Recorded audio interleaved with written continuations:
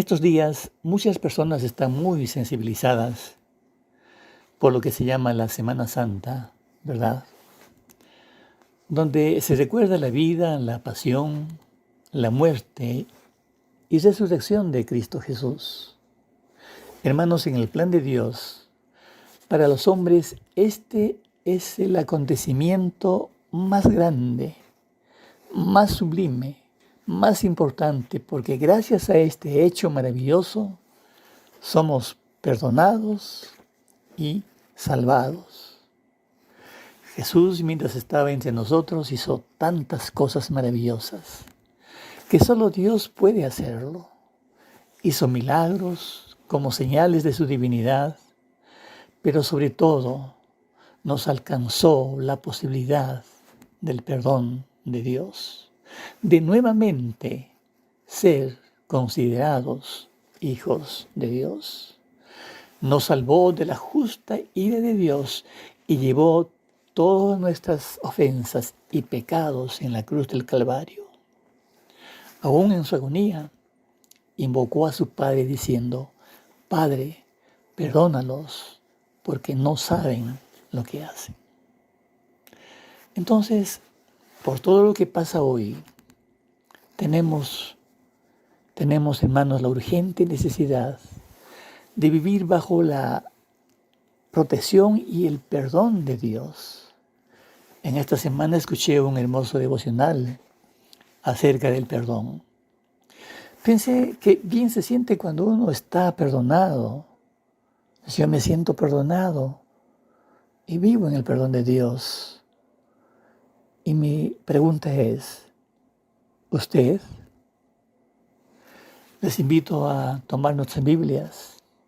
Veamos un hermoso relato en el Evangelio de Juan, el capítulo 8, verso 1 al 11.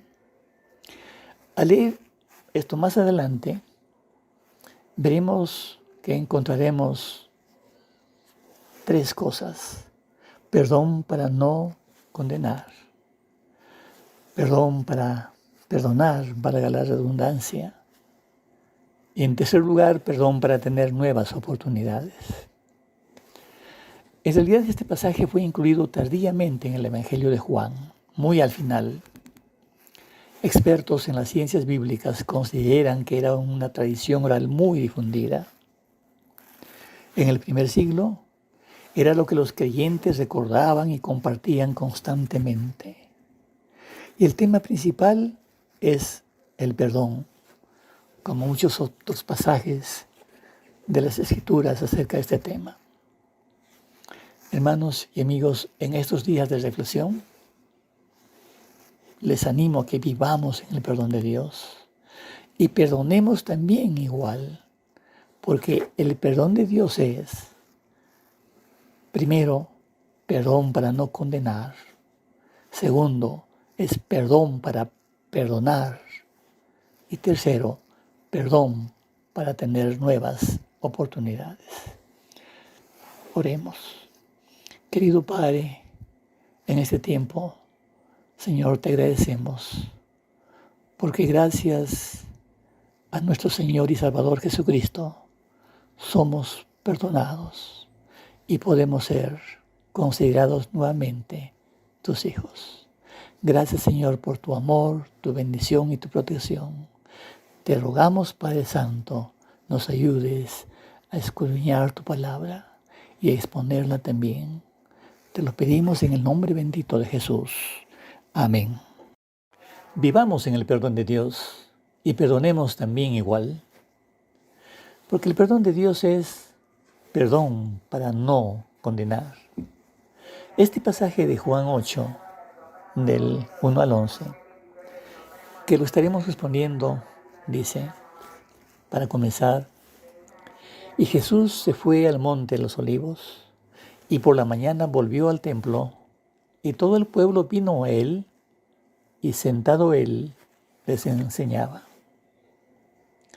Generalmente Jesús iba al monte de los Olivos para orar, y volviendo fue a lo que conocemos hoy como el templo de los judíos en Israel, el templo de Jerusalén. Allí se puso a enseñar como era su costumbre, Muchas personas se habían acercado, sentándose alrededor de él. Sin embargo, de pronto su enseñanza es interrumpida por una multitud que rompía la tranquilidad del lugar. Entonces los escribas y los fariseos le trajeron una mujer sorprendida en adulterio y poniéndola en medio, continúa diciendo el versículo 3 y el 4, y le dijeron: Maestro, esta mujer ha sido sorprendida en el acto mismo del adulterio, y en la ley nos mandó Moisés apedrear a tales mujeres. Tú pues, ¿qué dices? Como podemos ver, de pronto el escenario tranquilo de enseñanza fue perturbado por escribas y fariseos religiosos de la época. Poniendo a la mujer en medio de la multitud, le preguntaron a Jesús: ¿Tú pues, qué dices? Es cierto que en la ley de Moisés el adulterio era uno de los pecados que se pagaba con la pena de muerte. Y eran los rabinos los que acostumbraban dictar la sentencia y la pena de cómo iba a morir. Y en esta ocasión los líderes religiosos de los judíos presentan este caso a Jesús para escuchar su opinión. Pero tras de esa pregunta es obvia la mala intención de los escribas y fariseos. El versículo 6 continúa diciendo: Mas esto decían tentándole para poder acusarle. Pero Jesús, inclinando hacia el suelo, escribía en tierra con el dedo. Esto expresa claramente las intenciones de que esto era una trampa, ¿verdad? Y parecía una trampa perfecta. Aunque efectivamente la ley de Moisés aprobaba esa condena, sin embargo, si Jesús decía que la apedrearan, ellos le acusarían de sedición ante las autoridades romanas, cuyas leyes prohibían la ejecución de alguien sin haber tenido un juicio. Pero por otro lado, si él dijera que no le apedreen, ellos podrían acusar a Jesús como un hombre que desobedecía la ley de Moisés, desacreditar su ministerio y acusarlo de blasfemia. Obviamente Jesús conocía las malas intenciones y con mucha sabiduría, inclinándose hacia el suelo y escribiendo en tierra con el dedo, ignoraba las preguntas. Nadie supo que pudo haber estado escribiendo o quizás solamente dibujaba. El texto no nos dice nada acerca de esto. Decir cualquier cosa sería solamente una especulación.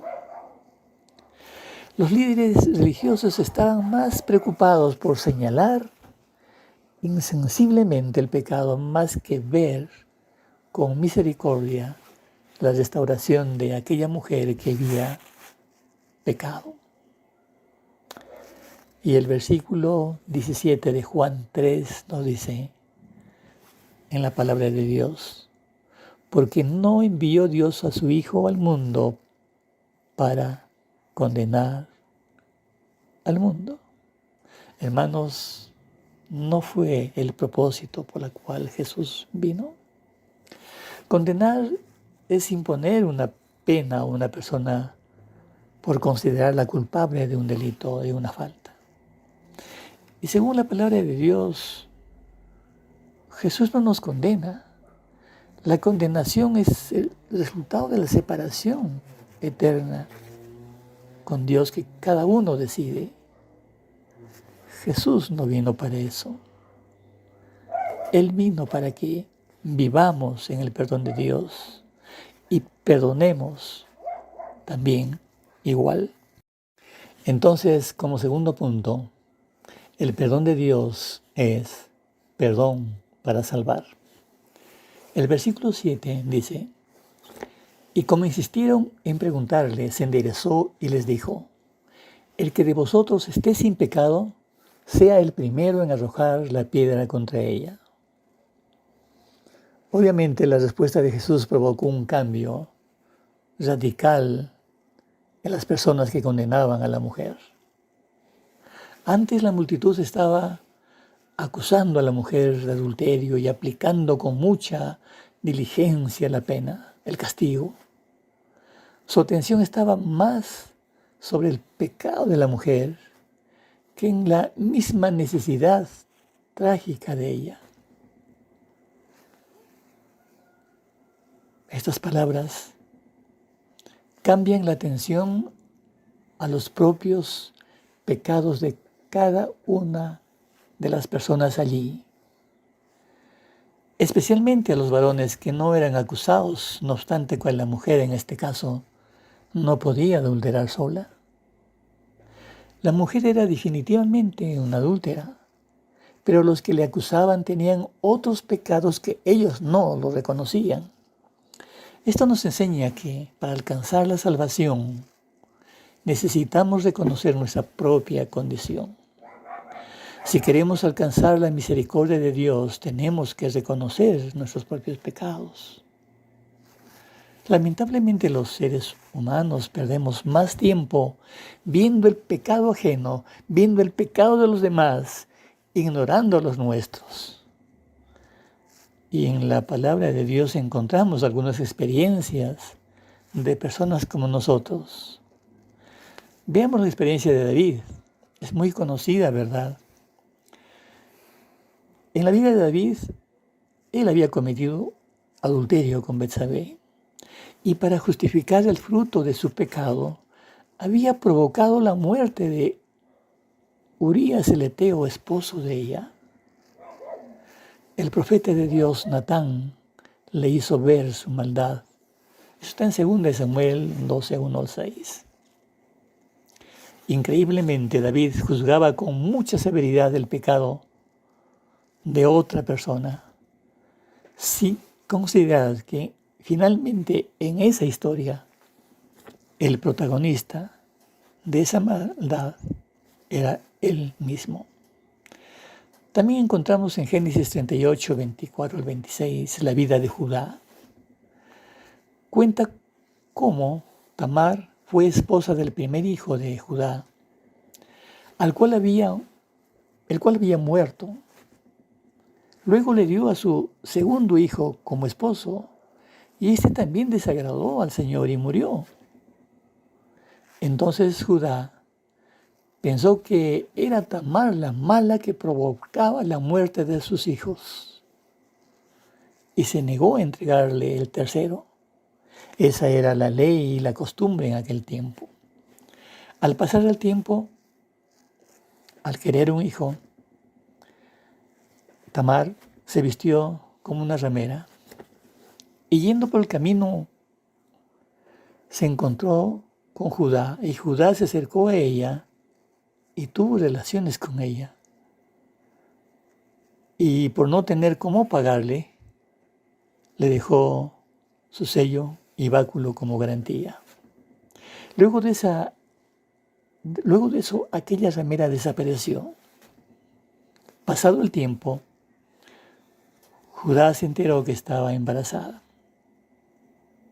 Ahí vemos la falta de misericordia de un hombre que también había pecado y había pecado de una forma muy, muy fea, pero que en ese momento solo pensaba que la pecadora era ella.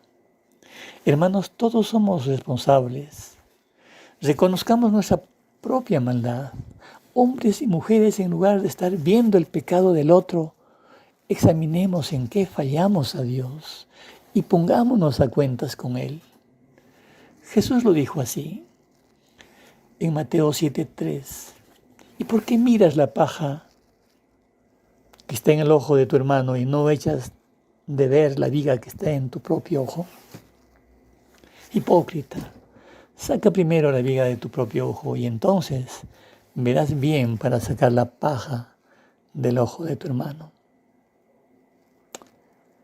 Hermanos, es tiempo de estar a cuentas con Dios para merecer el perdón de Dios. Y el relato continúa diciendo, en el versículo 8, e inclinándose de nuevo hacia el suelo, siguió escribiendo en tierra. El 9, pero ellos al oír esto, acusados por su conciencia, salían uno a uno, comenzando desde los más viejos hasta los postreros, y quedó solo Jesús y la mujer que estaba en medio.